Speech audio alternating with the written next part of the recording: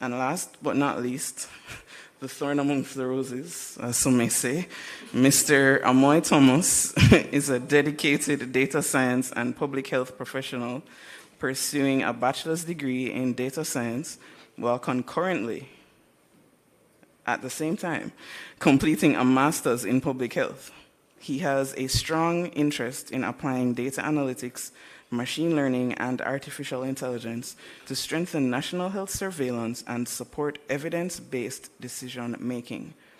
Amoy is committed to advancing public health innovation in Jamaica through data-driven insights and modern digital tools. Please make them welcome. Ms. Rose. Good morning, everyone. I am very nervous. Let me start off by saying that what they say, if you're nervous, just look in the crowd, and if you find a familiar face, you should be okay. Plunkett, can I look at you? All right. So the PowerPoint presentation will be short. I was hoping to do an actual demonstration of the development. Hopefully, we can get it done afterwards. All right, so this PowerPoint presentation, all right, the background is on AI-guided predictive mapping and surveillance. And this is, of course, of NCD hotspots in Jamaica. Non-communicable diseases are the leading cause of morbidity and mortality in Jamaica. High prevalence of hypertension, diabetes, and obesity, alongside major behavioral and metabolic risk factors, has been documented among the Jamaican population. Recent national estimates indicate persistently high NCD risk, with approximately 61.1% of Jamaican adults classified as overweight or obese. Non-communicable diseases impose a major burden on health systems, increase healthcare demand and cost, and reduce economic productivity, especially in low and middle income settings, where preventative and surveillance capacity is limited. So, why this project? Existing surveillance systems are mostly retrospective, facility-based, limited granularity for local hotspots, delayed response to emerging NCD trends, reduced effectiveness of targeted interventions, resource constraints and geographic disparities. Artificial intelligence holds great promise to improve public health functions, include predictive analytics and decision support, when deployed responsibly, of course, within ethical and the governance frameworks.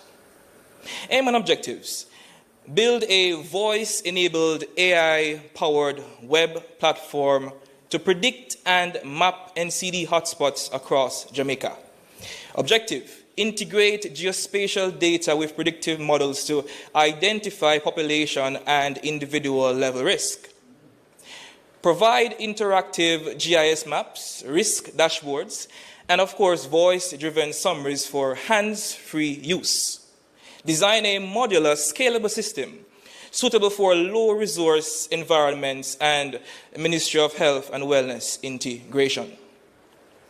Supervise machine learning pipeline trained on a geocoded 5,000 record dummy dataset. Right? This is a simulated NCD prevalence, demographics, socioeconomic status, environment, and healthcare access. Right? Never utilized real data. Right? We just wanted to prove the concept, and so we created synthetic data. Right, and we trained the model. Of course, we cleaned, standardized, and geocoded performance with this in Python. Right, random forest classifier was utilized with spatial analysis, stratified cross-validation to evaluate performance, predictive risk scores for hypertension, diabetes, asthma, and cancer. And of course, deployed as a web app with interactive GIS and natural language voice assistant for spoken queries. Findings. Model prototype achieved over 85% classification accuracy on test folds. Predictors with strong associations, household income, healthcare access, population density, environmental exposures.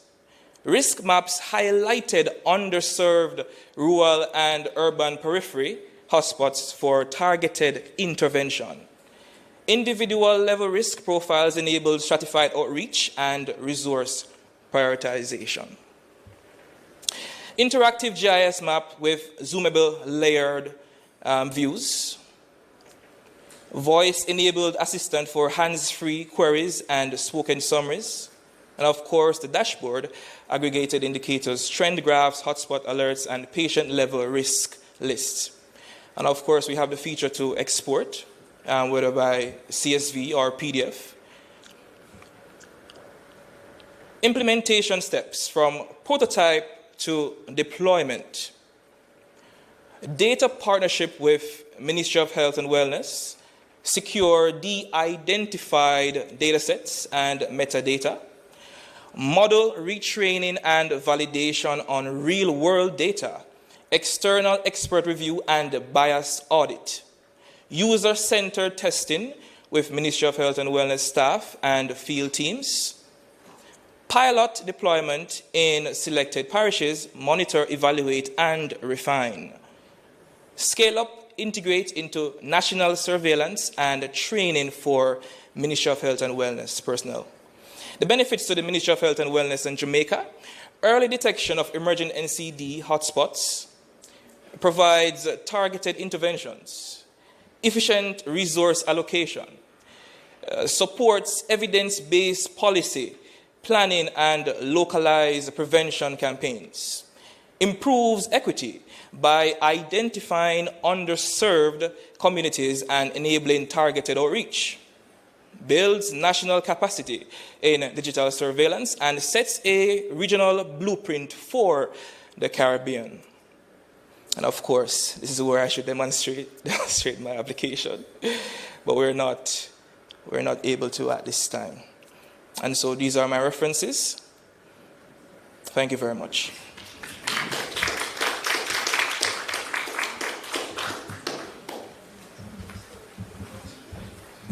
All right, let's have another round of applause for our presenters this morning. Miss Rose, Miss Howard, and Mr. Mr. Thomas. All right, so now we're going to open the floor to questions from the room and from online. Any questions?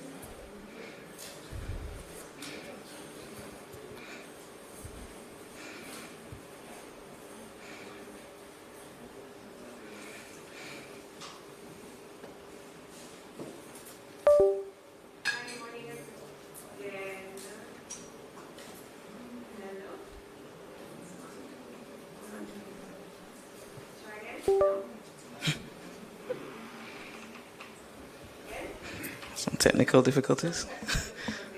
Can I? Oh, can hear. Okay, great. My question is for Mr. Nervous.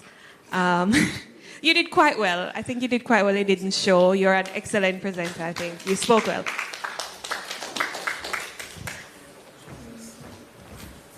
Yes, thank you. So I'm curious as to how would you get backtrack. Most of our institutions are paper-based for now. Yes. So how are you thinking of getting that data from the paper into this tool? All right. So essentially, it would have to be a national effort. The idea is to carry out screenings, right, and gather the data into CSVs, right? If you're talking about information that is already on paper, we might have to consider getting data entry persons. We could get those persons to enter the data. along with other public health professionals who can also validate the information that has been entered, right? So we can then get the correct data to train, so we can able to develop the proper model and so forth. Yes.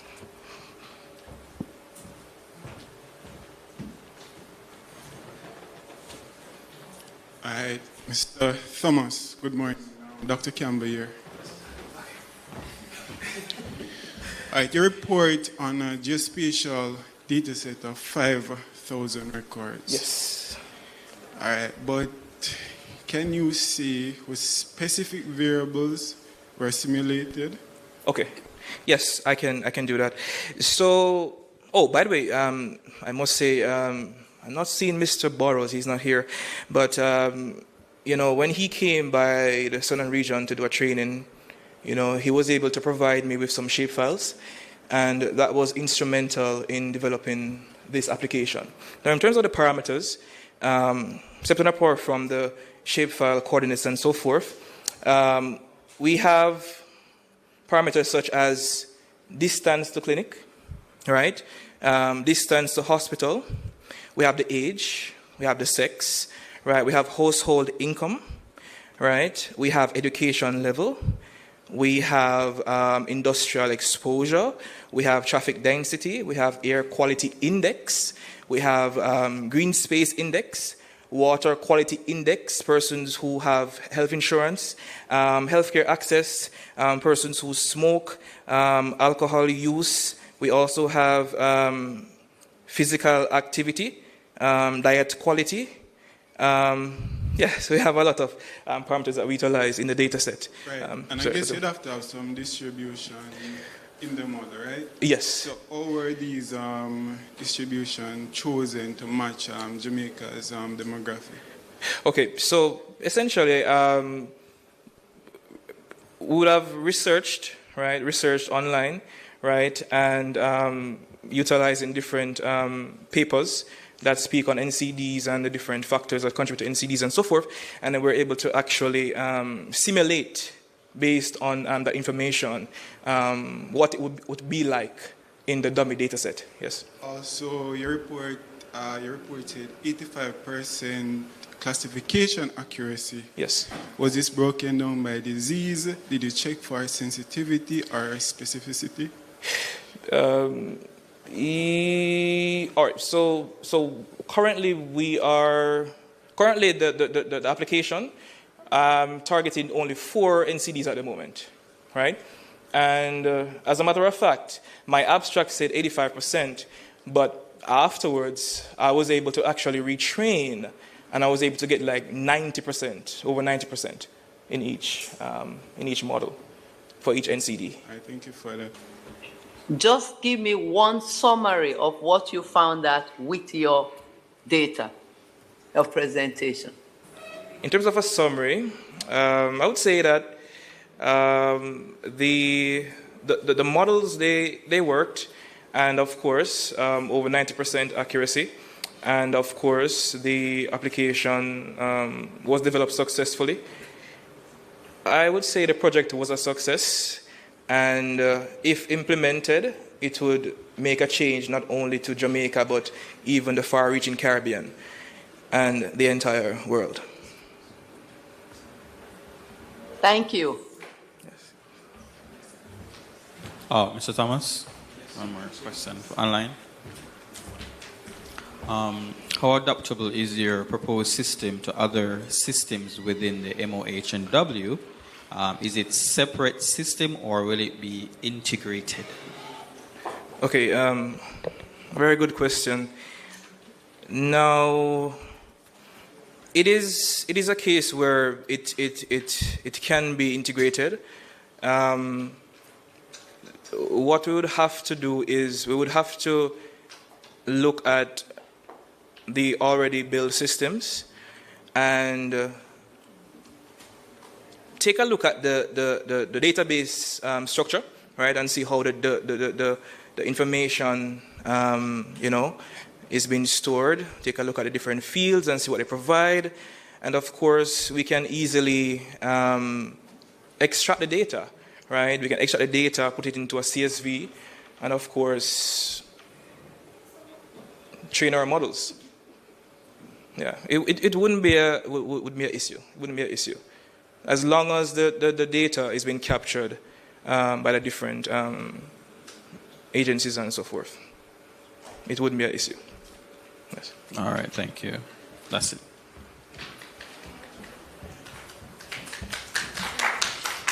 All right. Thank you, everyone, for your questions, for your participation. Thanks again to our presenters. We will now go to a commercial break.